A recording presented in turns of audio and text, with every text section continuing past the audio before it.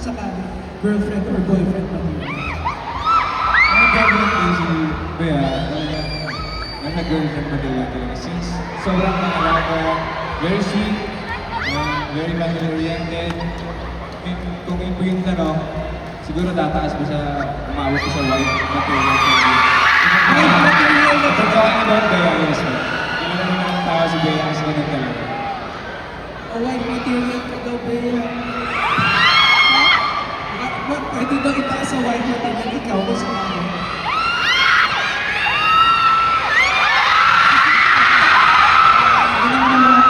Hindi, tsaka opo naman. Kasi syempre din, di ba, Wilbert is very goal-oriented. Kumbaga, meron siyang perspective of what he wants. So, syempre, di ba, who wouldn't want that? Syempre, di ba, kailangan yung may plano naman talaga. Hindi naman pwede yung winging it lang.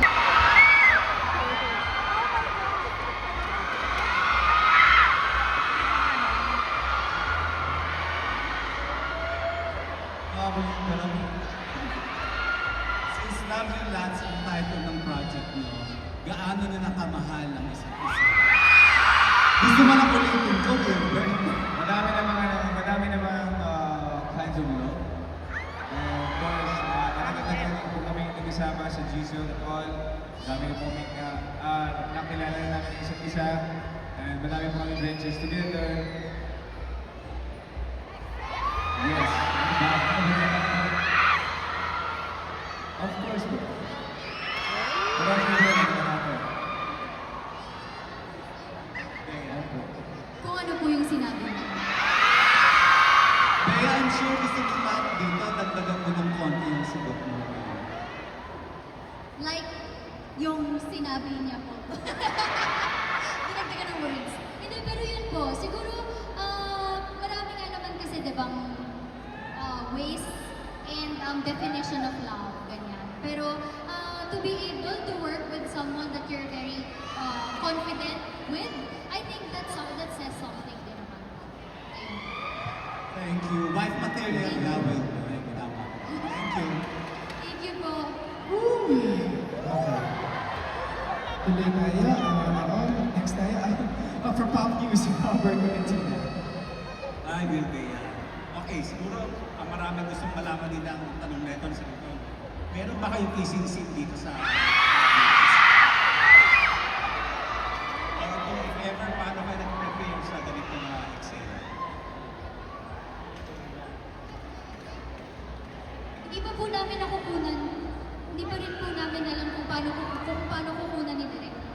Depende mo kay Derek lahat. Bakit hindi? Hindi po? Okay, thank you. Thank you po. Maraming salamat po. Next, we have My Movie World, Bernard Santos. Hello, hi, Wilbert. My question is, since medyo matagal na rin kayong nag-work together, ano ba yung mga na-discover niyo sa isa't isa?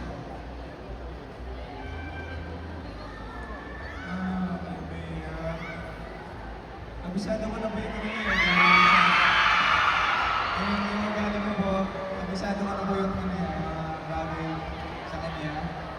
Since matagal-tagal na nga po, parang wala naman po bagong i-discover. Ako din po. Parang siguro yun nga, mas napuprove na ganun nga siya. Ganun nga pala siya. Ganun po. Pero hindi ko lang wala namang bago na discovery talaga. Okay, for my next question, how do you keep the chemistry still works? Kasi meron din kayo nagawang project before and now may second project. How do you keep the chemistry work still together between the two of you? Feel ko po hindi na po siya sinasadya na ay, keep natin itong chemistry. Hindi po sa amin manggagaling po yun. So, kung hanggang ngayon po may mga tao po na sumusuporta sa amin at talagang naniniwala sa chemistry namin, siguro po ito yung sign na meron po. Meron pa rin. Hindi po na wala. Para sa akin po, kasi parang hindi naman, kumbaga kung ano po kami, ganun po kami eh. Hindi naman kami parang pinipilit, wala naman pong pilit or something. Ayun po. siguro ganon yung, kumbaga yung nata-translate siguro yun. Yung hindi, kumbaga walang fakeness, walang ano, ganon po. Ayun po. Thank you guys. Thank you po. Thank you so much, and we